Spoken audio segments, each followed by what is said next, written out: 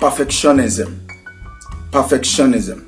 That is what I want us to think about and talk about on this week's episode of Minutes with MinistaMike. Perfectionism. What do you understand by perfectionism? When you hear the word perfectionism, what comes to your mind? How do you define it? Perfectionism is the pursuit of flawlessness, is the pursuit of no mistakes, is the pursuit of flawlessness and setting of an excessively high standards that is often accompanied by a fear of making mistakes or falling short.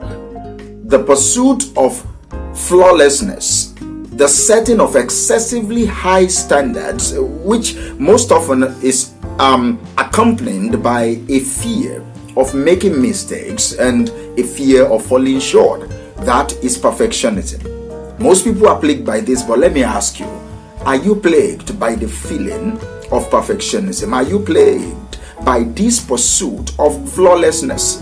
Is that why you have not started that business? Is that why you have not recorded that course? Is that why you have not changed your job? Perfectionism, the pursuit of flawlessness. Have you set for yourself an excessively high standard and you're scared of making any form of mistakes or falling short? Then let me just say to you, you are suffering from what is called perfectionism, and it's not always bad, it's not always good. I'm not someone that paints black and white all the time. There are variants, spectrums of decision making, spectrums of perception, but today I want to talk about the downside of perfectionism. But first, what are the importance of this? Perfectionism is fear-based, all right? It is rooted in fear, and it can often lead to procrastination. It can often lead to anxiety. It can often lead to the fear of failure. If you see yourself suffering from anxiety, if you're always thinking and you're always afraid of failing, and you are suffering from chronic procrastination, then you are plagued with perfectionism, and it often limits progress. Perfectionism hinders progress because it fixates on unattainable standards. The standard you have for yourself, you cannot achieve them. It's not because you don't have a standard, it's because the standard is too high. Do you understand me? So you need to understand your capacity. For you to be able to set goals for yourself, you need to understand what are you capable of? What are you skillful at? What is and are your capabilities? Do you understand me? And it also shifts to excellence. Focusing on excellence allows for growth, all right? I understand that. It allows for learning. When you are trying and you are pushing for excellence, it helps you to improve your journey.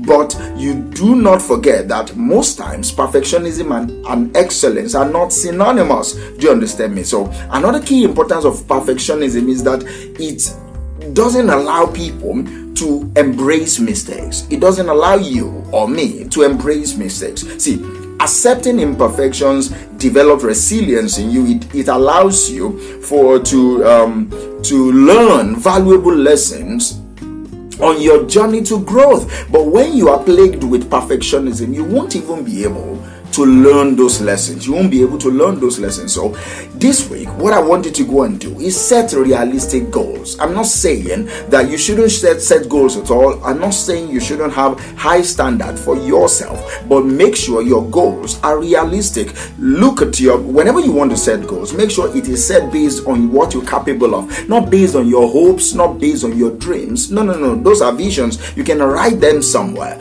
But what you want to do now should be based on your reality, current reality. Maybe last week you wrote 5 paragraphs. This week you can say you will write 7 paragraphs, especially if those 5 paragraphs, as an author, if those 5 paragraphs stretched you. You can stretch yourself further than said, okay, I will write 7 rather than saying I will write 20. Your highest capacity before was 5.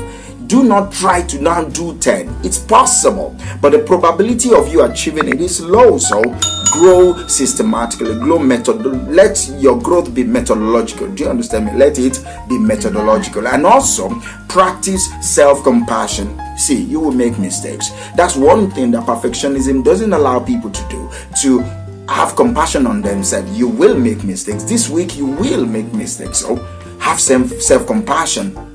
Have kindness towards yourself, all right? Be kind to you. Be kind to yourself. So this is what I want you to go and do again this week. You need to choose progress over perfection. You need to choose progress over perfection. Embrace imperfections. Accept that perfection is unattainable. Growth is possible.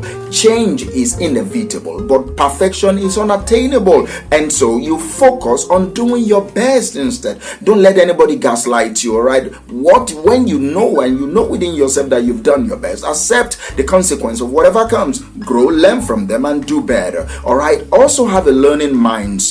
Adopt a growth mindset that whenever mistakes happen to you, know that you will use this mistake to grow. Do you understand? And make sure you consistently take action. That's one thing that perfectionism does. It stops you from acting because you think your goal is too grand and your vision is too big. But when you break your goal down into manageable tasks, you'll be able to act immediately. So I want you to go this week and take actions. And finally, make sure you welcome feedbacks. Welcoming feedback is a means of improvement. Do you understand me? Do not accept feedback to validate your perfectionism. No. Use feedbacks as a means to improve yourself. Okay, what did I do wrong? What did I do right? How can I be better? And you always reframe mistakes. You need to view mistakes as opportunities for growth, as opportunities for learning, rather than outright failure. So today, wherever you see this week, wherever you see perfectionism within yourself, know that it is not real. It shouldn't be, because it will stop you from making progress. So go this week and embrace imperfections. Thank you, and I will talk to you next week. Bye for now.